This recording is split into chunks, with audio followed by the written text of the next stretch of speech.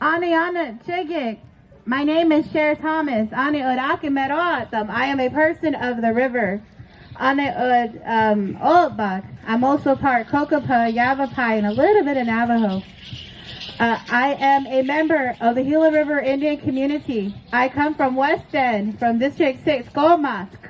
If you know where the Vicuiva Casino is, that's in my backyard. So come over, say hi, bring your money. But the reason why I was asked to come here today is to speak about the Every Child Matters issue. So if sometimes on social media you will see this hashtag. It has to do with indigenous children.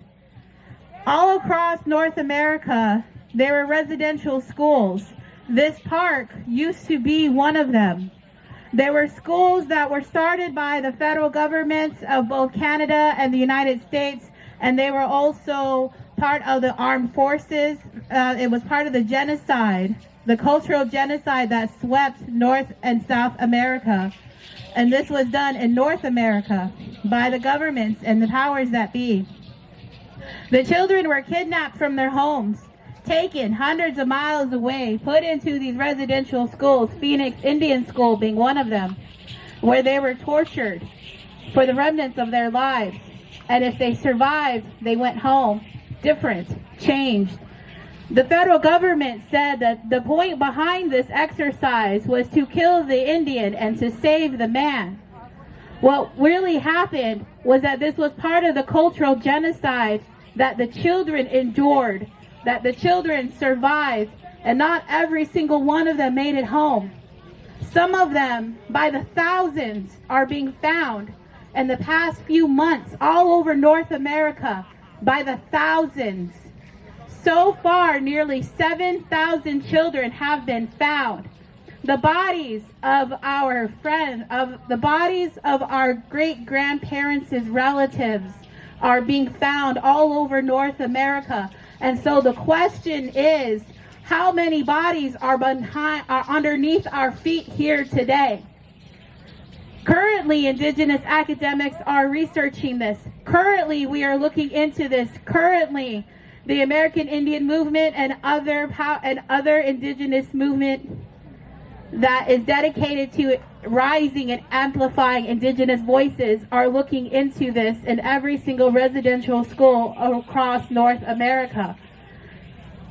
This pertains to all Americans, as this is one of the most foundational things in American history.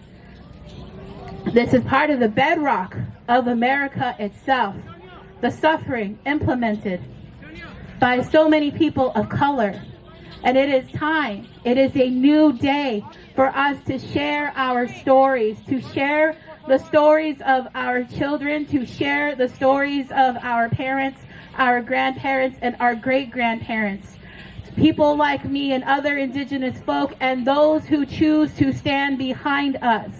What we are doing is we are trying to correct a historical wrong. This was one of the most heinous crimes ever committed in human history, and we are doing what we can to correct it.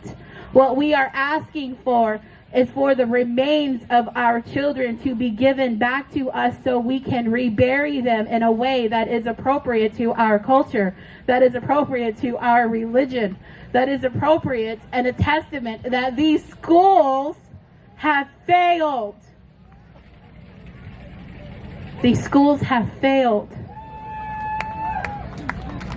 The Phoenix Indian School is no longer, it is nothing more but a memorial to those who have lost their lives here. And so I was brought to bring a sobering message, but also to remind you all that unity brings energy, and that energy can create movements that can change the history of this world. Let us come together and let us unify. Let us come together and remember the value of human life. Let us come together and to give honor and love and respect to those who sacrificed so much simply because of the color of their skin. Let us come together and remember that we have a duty to ourselves and to those we come from. Because now we can behave in different ways. Now we can say new things that, like, the children ought to be repatriated. That's the term, repatriated. You, if you are not one of us and you are an ally with us, you agree with repatriation. That's the word. So let us come together and let us pray. Let us give blessings to ourselves and to this land and to the children who are here with us in spirit. Let us come together and unify. And let us remember that it is a new day. And so the prayer song I bring to you is the Morning Star song. This song, you would sing it when you see the first star in the daytime. It's to signify this is a new day. This is a new day. So let us come together and celebrate this new day.